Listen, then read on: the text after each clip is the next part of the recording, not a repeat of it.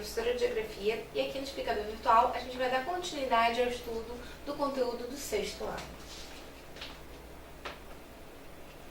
O assunto é indígenas no Brasil, os principais desafios.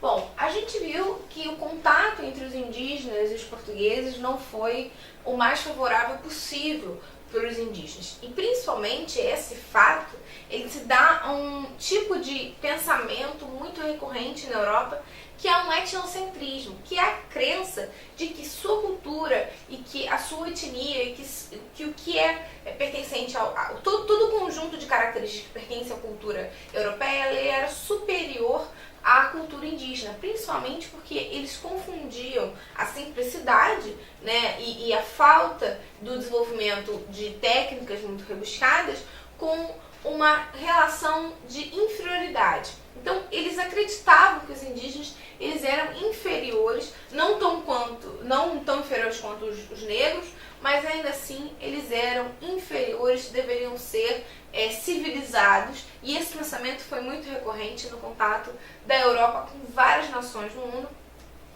sempre partindo do pressuposto de que a Europa e o pensamento europeu e a cultura europeia eram superiores às demais. E esse pensamento, apesar de não ter seguido exatamente da mesma forma, obviamente não é aprovado que se tenham escravos indígenas, mas ele não se transformou completamente. E até hoje a gente ainda tem grandes desafios para a sobrevivência de algumas culturas, de parte da cultura indígena, de algumas tribos que desapareceram desse contato.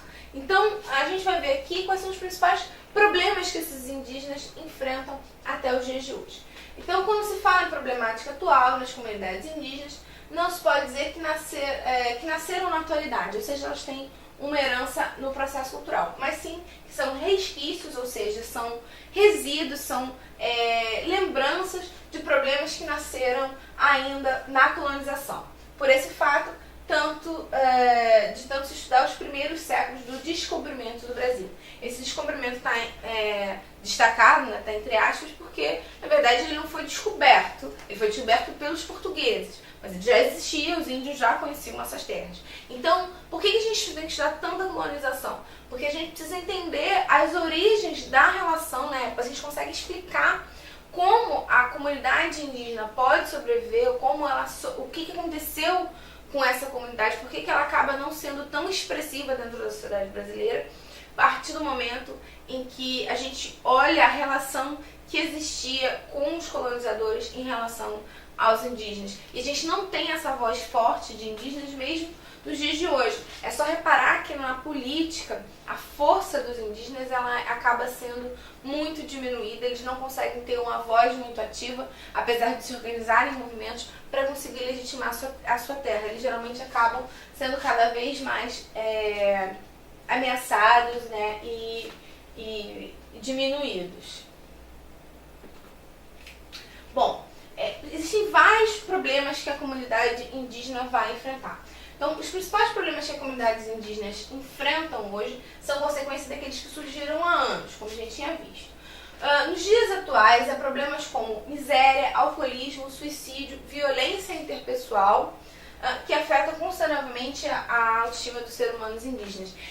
Foi muito comum, inclusive ficou muito emblemática, um acidente que aconteceu em Brasília, onde um grupo de jovens queimou um índio que estava dormindo, né, que estava dormindo num ponto de ônibus. Isso é uma questão muito dramática, porque a gente tem vários problemas. A mistura, o contato de sociedades de tribos indígenas com a população acaba muitas vezes provocando uma situação complicada. E muitos índios que vivem nas grandes cidades acabam vivendo com situação de miséria, são expostos a uma situação de miséria, não tem, porque inclusive muitos não vão ter a mesma educação formal, então não conseguem se inserir. Então você tem uma série de problemas. Na verdade, existe uma grande discussão sobre integrar e fornecer estudo para esses indígenas e, ao mesmo tempo, respeitar as características culturais. Então, a sobrevivência das características culturais deles é muito ameaçada em função da existência desses problemas. E também, uma coisa importante para se falar é a questão financeira, que acaba contando muito para dizimar essas tribos indígenas. A gente vê aqui o agronegócio, que acaba querendo, com uma sede de ter cada vez mais terras e ganhar mais dinheiro, acaba empurrando e comprometendo o desenvolvimento dessas tribos indígenas, muitas vezes impedindo que elas tenham acesso à terra.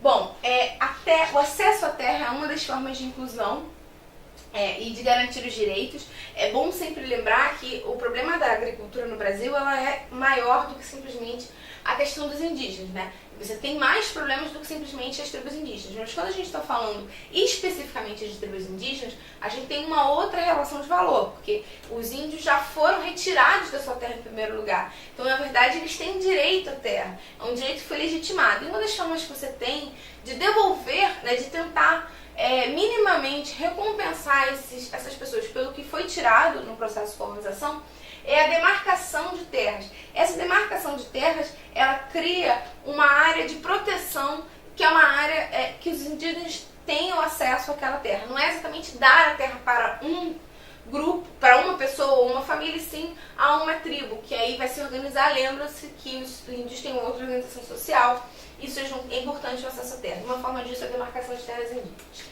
tá? Então, um dos principais problemas que tornam lenta a regularização das terras, a gente sabe que existe um processo de terra e de regularização, de entrega de terras, né, de demarcação de terras, mas existem alguns problemas que o país enfrenta para conseguir acelerar esse processo. Então, que problemas são esses? Regularização das terras indígenas é o fato de que a terra ser historicamente uma fonte de poder econômico. E aí vai fazer muito sentido com aquela imagem que a gente viu do agronegócio.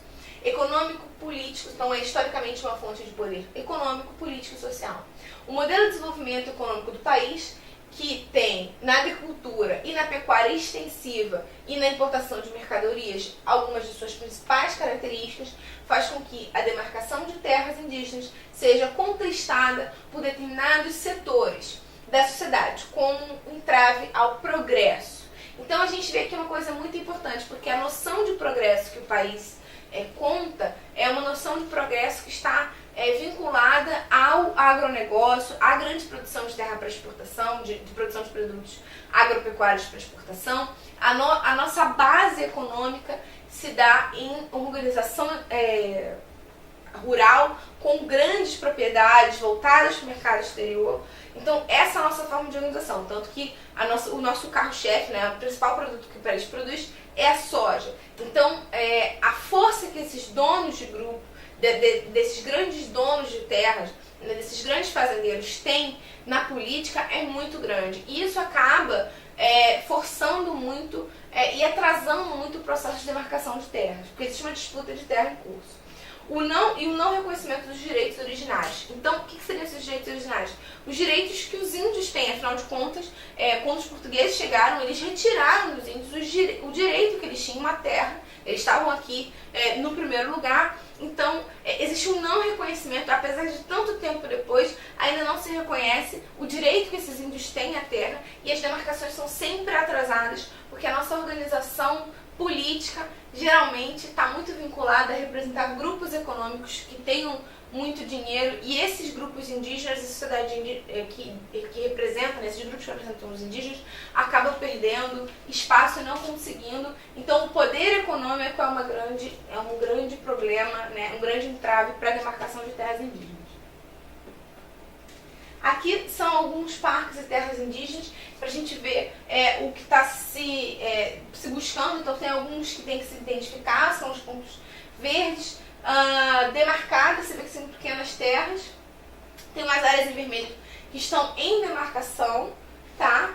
E aí a gente pode observar aqui que são umas pequenas terras que precisam ser demarcadas. Existe um progresso principalmente em relação ao norte de demarcação, mas esse processo ainda é muito lento, e os setores, como a gente tinha visto, econômicos, conseguem fazer força para tentar evitar. E uma coisa importante da demarcação de terras é a questão, inclusive, ambiental. As terras que são demarcadas e entregues aos índios são terras que geralmente costumam apresentar uma preservação da natureza muito maior, porque pela própria lógica de desenvolvimento indígena, eles não destroem a natureza, eles convivem com a natureza.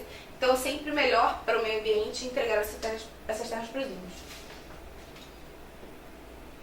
E agora a gente vai ver uma polêmica que vai envolver os índios. Não especificamente a única polêmica que vai envolver demarcação de terras indígenas, mas é uma polêmica que ocupou boa parte dos noticiários e coloca muito em xeque as discussões sobre progresso e respeito aos direitos indígenas, respeito ao direito das populações. Então a gente vai ver especificamente a usina de Belo Monte, a construção da usina de Belo Monte e a polêmica que envolvia as comunidades indígenas. Então a gente vai ver esse vídeo para entender um pouco melhor como a presença de indígenas pode provocar esse tipo de discussão e como a gente tem sempre uma disputa entre o poder econômico e a existência desses grupos indígenas e o respeito a esses grupos.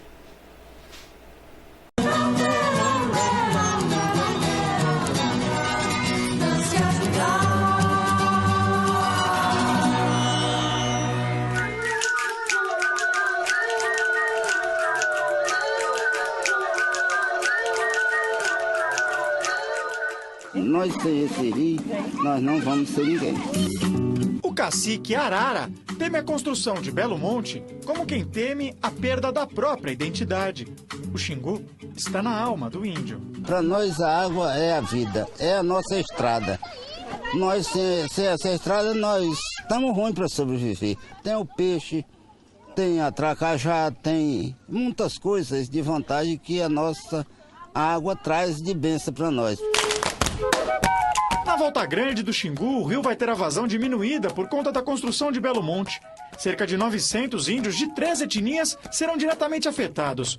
Outras 9 tribos sofrerão impactos considerados menores. Diante do descontentamento deles, a Norte Energia tem dado o equivalente a R$30 mil por mês para cada aldeia em benfeitorias e produtos, num plano considerado emergencial.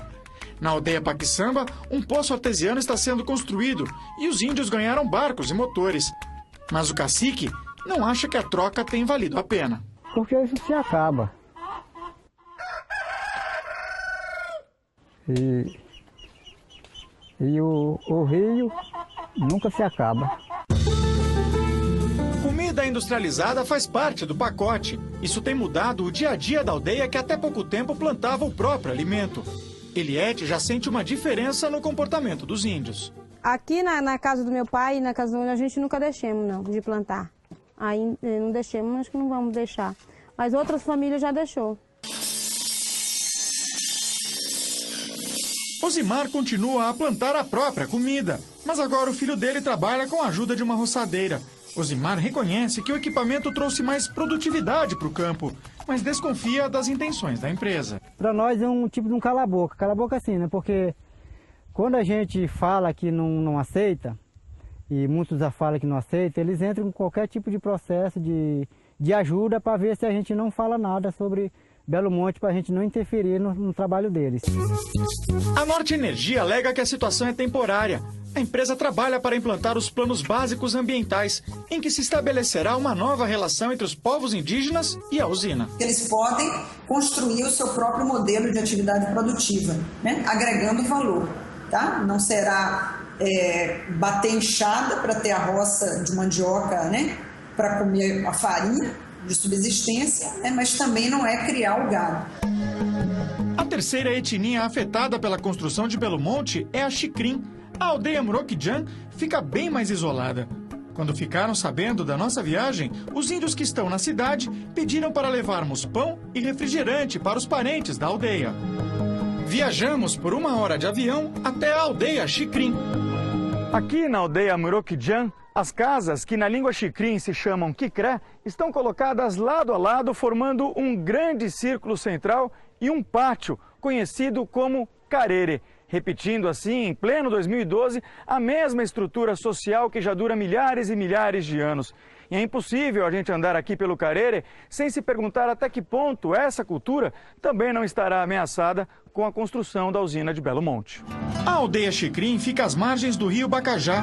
Com a redução da vazão do Xingu, o Bacajá pode correr mais rápido e também diminuir de nível. Nossa equipe é chamada para uma reunião no centro do Carere, na Casa do Guerreiro. Os Xikrin estão apreensivos com a construção da usina, tendo o cacique como intérprete, um dos índios mais velhos da aldeia, conta na língua xicrim que está descontente. O peixe já está começando a morrer no rio Xingu e a gente não sabe o que vai acontecer no Bacajá. Para o cacique, conhecido como Maradona, a solução para a diminuição do leito do rio é uma mudança radical na maneira dos índios obterem comida. Que a gente pediu um tanque por empresa Nossa Energia, para fazer um tanque para a comunidade daqui para criar o peixe, porque o peixe vai morrer tudinho aí. Vocês já criaram peixe antes? Não. Primeira vez nós vamos criar o peixe. O plano emergencial da Norte Energia está previsto para acabar em setembro. Maradona teme a escassez de recursos. Eu digo, rapaz, isso fica corta. E aí, como é que vai ter? Depois, se fala desse jeito, a empresa fala desse jeito, nós vamos frear a usina bem aí, para não fazer. Ditas sob o teto da Casa do Guerreiro, as palavras do cacique Becatenti Xicrim não soam como simples ameaças.